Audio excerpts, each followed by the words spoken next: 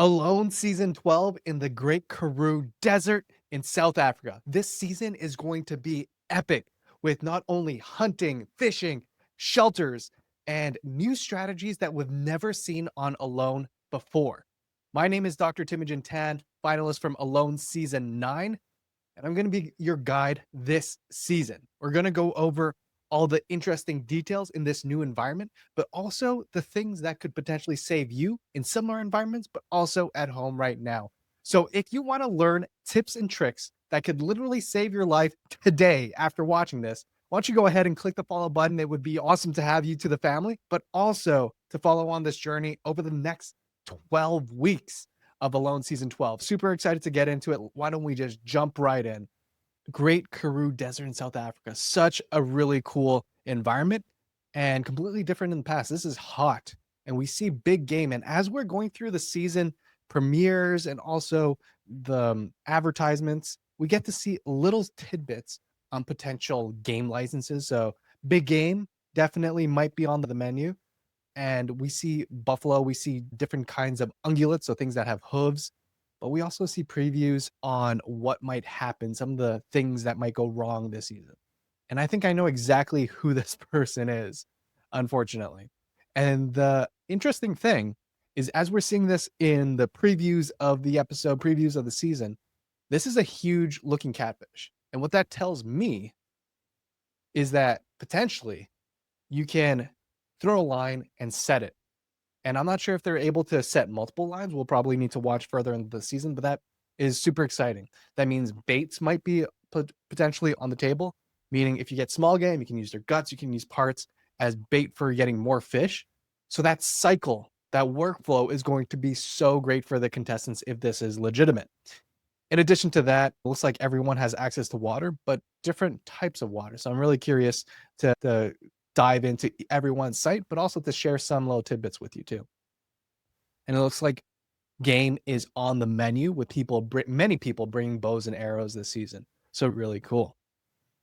And just looking at some of these resources, these contestants have access to what seems like a plentiful location.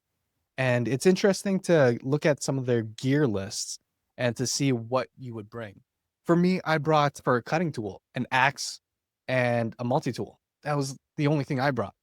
But coming from a person who's been to East Africa, similar type of environments, dry heat, arid environments, different predators like leopards, lions, we had wild dogs and also hyenas. So things that I carried around with me with the Maasai was a spear, and I have the spear head. This was when I was 18 doing research out there. So this is the spear head. This is more of a cutting type of spear, and the bottom of the spear, and this all connects to a stick. And the stick's about like maybe 6 to 7 feet. And so this extends this to like 9 to 10 feet. This was more meant for piercing. So they could throw it and they could potentially slice and defend themselves from those big predators, those lions. And in addition to that, we did have longer cutting implements. So I have the machete that I actually used out there. And so this is high carbon steel and double edged, really easy to sharpen, really sharp. And you can hear the contents of the steel there by just hearing that ring. So hearing that ring can tell you the quality of the steel. The longer it rings, typically the better the steel. If it's tug like muted, sometimes that could be a softer steel. And the third cutting implement that I brought was a long blade. So this is, I believe, a 9-inch cutting blade. And in addition to that, I think one thing that would be really useful for this type of environment is a multi-tool, since fishing is on the menu. So it's my old multi-tool over here. Different from the one that I brought on alone, but also this is Army issued and has been with me for over 15 years now. So we see already at the beginning, people are worried about thirst and they're worried about waterborne pathogens. So cholera, salmonella, E. coli, there's a bunch of different types of E. coli. There's the traveler's diarrhea kind. There's types that are from uncooked meat. And there's types that are fairly serious. So traveler's diarrhea, you can get over that fairly well if you replenish the fluids that you're losing from vomiting or diarrhea. But some of the other types of E. coli can make you really sick, similar to the sickness of salmonella. And we've heard that word before in tainted like maybe meats or chicken eggs and that type of thing. But those two, that strain of E. coli and bad salmonella, what can happen is that the infection not only gives you diarrhea and makes you vomit, but it could go into the lining of your gut, into your blood, and cause sepsis as well. So that's really concerning. And cholera is a very high volume. A lot of people die from cholera in developing countries because it's high volume from both ends. And typically, it is very difficult to replenish what you're losing, especially if you don't have electrolytes. And that's going to be a huge red flag for some of these contestants who aren't supplementing their diets with salt. Kelsey, I haven't watched the full episode, so this is part one of two. But Kelsey might be one of my favorites out there as someone to watch, but also someone to discuss as well. So she's coming from Montana, and she's already seeing signs of baboons. And baboons, super scary animal to deal with, especially if they're near your campsite. They can definitely steal things. They can definitely steal resources, and they're quite smart. Out in East Africa, when we had troops of baboons near us and we would leave, they would know how to unzip the tents, steal things that looked good, including medications. Someone lost their Malarone for malaria, and they just book it. It's going to be interesting to see how people ward off some of these animals in East Africa. A lot of indigenous peoples there, like the Maasai, they used boma, so like homes in areas surrounded by acacia thorns, and they have it on location. So I'm wondering if people are going to start fortifying for defenses from predators and from nuisances as well. And on the topic of purification, we see Kelsey use this charcoal technique. This is great for taste and filtering out big debris, gunkiness, but it does not filter out bacteria. One thing that I do see in her demonstration videos is she fills up the majority of the container with charcoal, which is my preference and the preference of a lot of instructors out there, because if you crush it up really finely, it's like fine sand almost. And all you need is maybe a layer to weight it down so it doesn't go all over the place. But once it goes through that, the charcoal can absorb some of the gunkiness, the grossness. But there's a difference between camp charcoal and activated charcoal toasted at a very high temperature, so hot that it forms a lot of these little pores inside of it, and that's the things that absorbs a lot of the bacteria and the badness, including some chemicals. If you use this technique for anything other than making your water palatable and removing some of the gunk, you'll likely get sick. So don't rely on that solely. Combine it with boiling. I think that would be a really good combination in this situation if she's doing that setup. And we see over here that I think her and everyone in episode one have this on their mind, and they both approach it, and they all approach it a little bit differently. So keep an eye out from that, because they can steal. They have huge fangs with a crazy bite force, and they can definitely cause problems. So on the top left, we see a little bit of the acacia tree. The reason why I wanted to point that out is because one of the other things that you can use that for, I'm not sure if they're able to use improvised or primitive hooks, but gouge hooks, they're basically a stick sharp on both ends, and they go in with a worm or a piece of whatever leftovers. And when you pull on it or they swim away, it goes from straight to sideways and gets stuck in their gills or their stomach. So that's a really effective way and really simple way to get fish. So that might be an unseen resource if they're allowed to use it. Now we're up to Pablo. Pablo is one of our contestants from Cuba, our first contestant from Cuba. So I'm really excited to see not only his approach, but also his mentality. And one of the things that we see off the bat is him using a walking stick to poke around for venomous snakes. And there are plenty of really venomous snakes. And it's scary because even with evacuation, I'm curious how long it takes to actually get to a hospital. And ideally, if there's something emergent, they're able to do something on site, like breathe for him. I'm not sure if the EMTs there can intubate and definitely give him some IV fluids. They can definitely check his blood pressure, but anti-venom or anti-venin is the key there. And typically you can only get it on hospital. Ideally, the medical team has it on site. That would be awesome. If I was the doctor, I'd probably request that. But some of the walking sticks that I use in East Africa were small like this. So it's about thumb thick. This is made from acacia. And this was great to herd with. So that was the primary purpose of it, and to poke around. And this was light enough to carry for it to not be a nuisance. And that was the big thing. And I think the majority of everyone who I was with, both elders and also the younger people, the longer the stick, the more elder and some more seniority you have in the community. But typically, the young guys like myself at the time, I was 17, we have these little shepherds type of herding sticks. So having something like that would be really easy to carry instead of something really large, but it also takes time to build if it's not something that you find in the environment.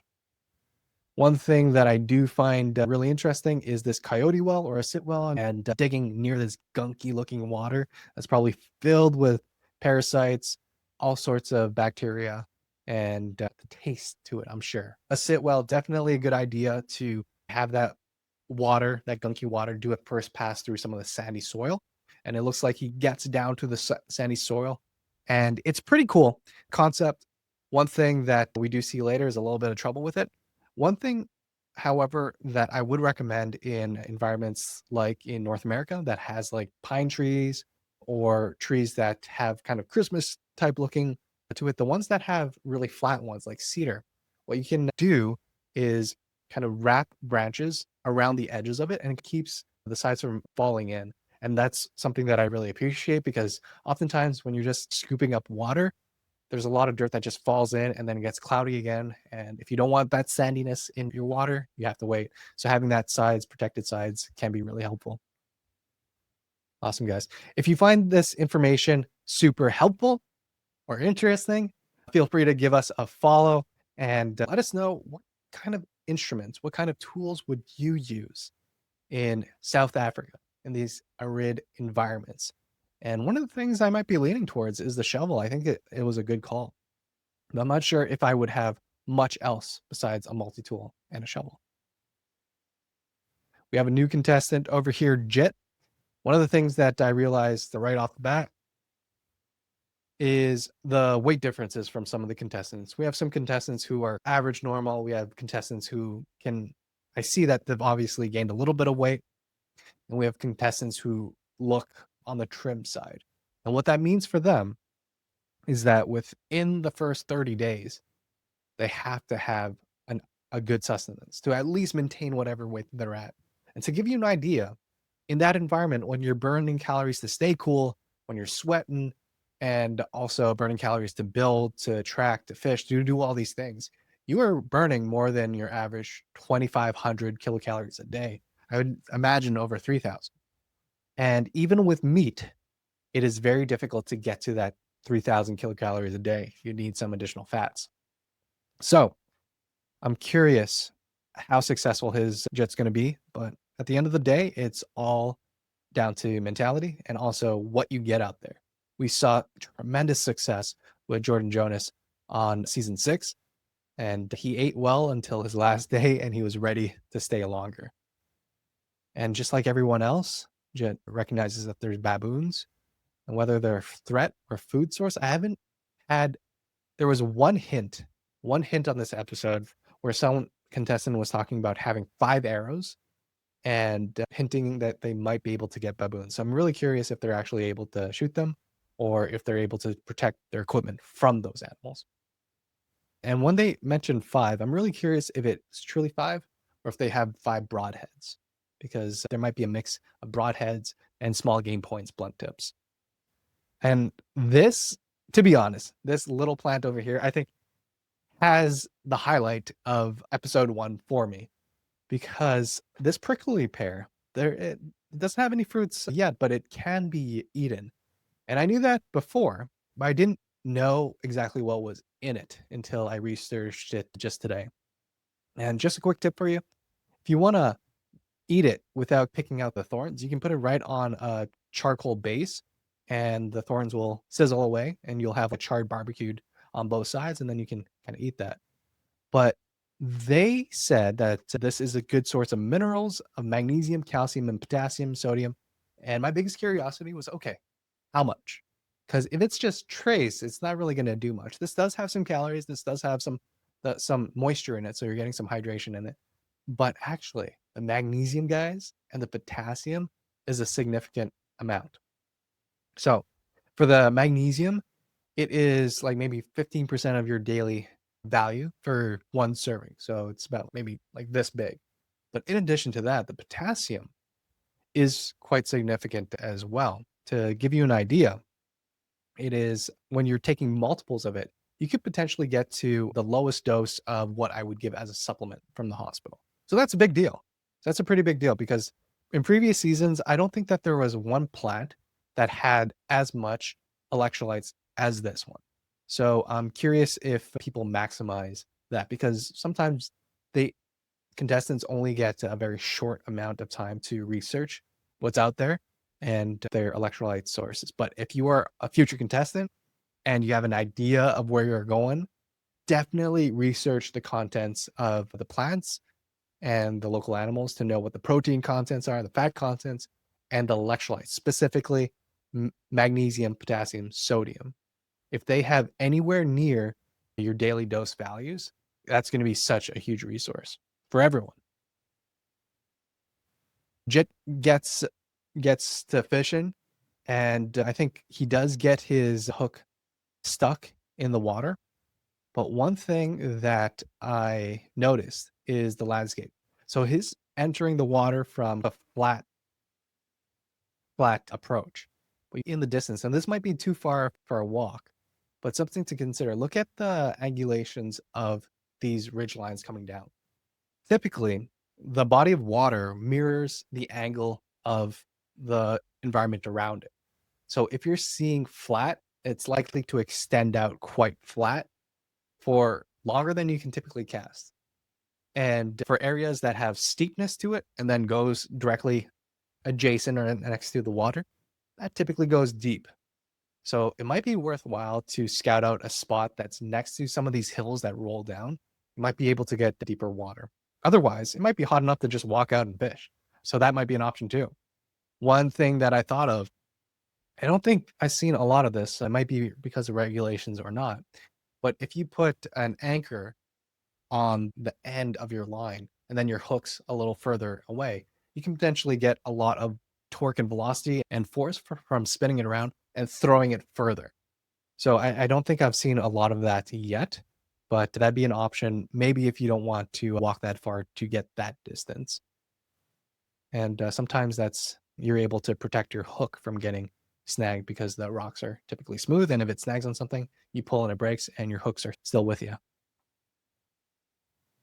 One thing that I do appreciate this season is the choice of different gear. One thing we see a lot of hoods, which I think is going to be great for sun exposure, but also insect exposure as well. And we see everyone opting for lighter pots, and a lot of people opting for shovels too.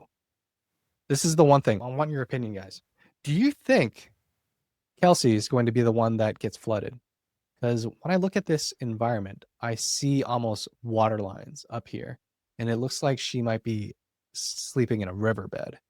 So, really curious about that. And we do see monsters of fish getting caught over here. So this is a Orange River mudfish, and I believe this was Katie who caught this.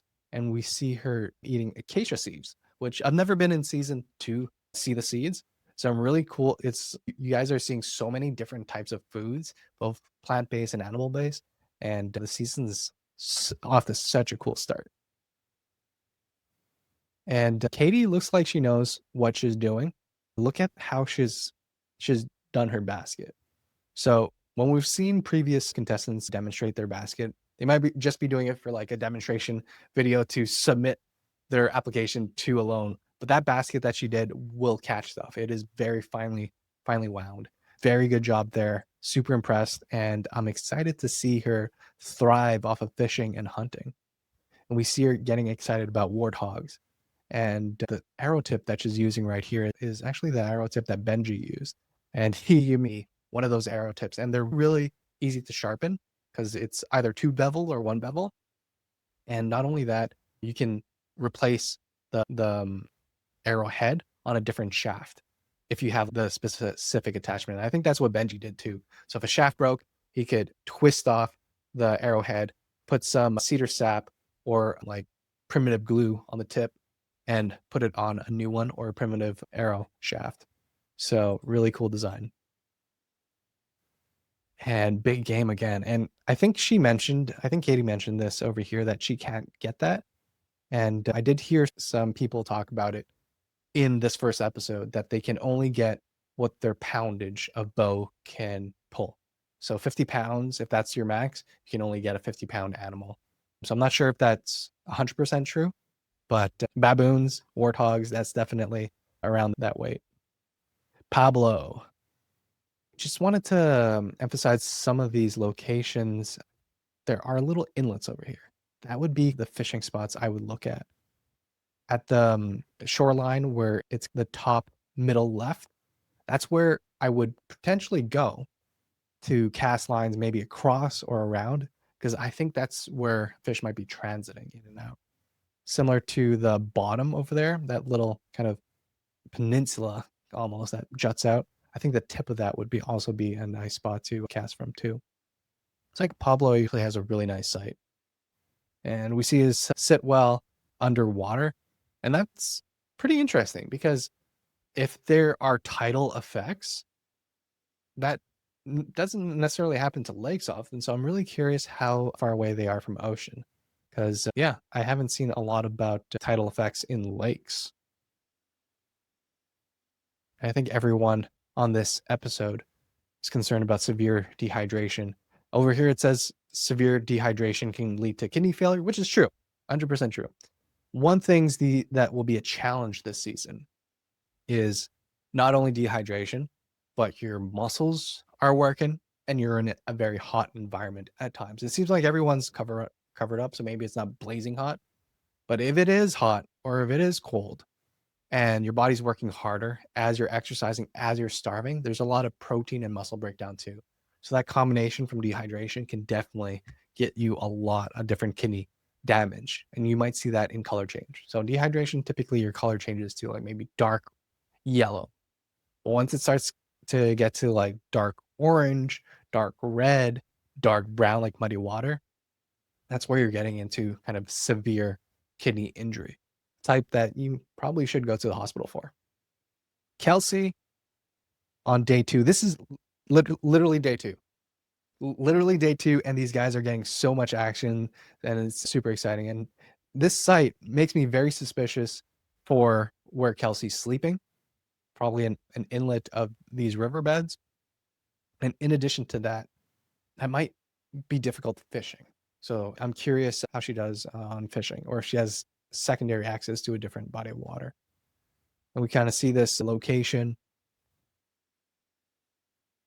But one of the things that I was super impressed with, Kelsey typically does compound bow, and she's been practicing multiple times a day for 8 weeks straight to shoot this recurve bow, because 50 pounds is quite difficult. Mine was 50 as well. I think Benji's and some of the others were 60, but still a difficult pull. And in addition to that, to shoot 30 yards, that's impressive. That's about double what I would comfortably take a shot at.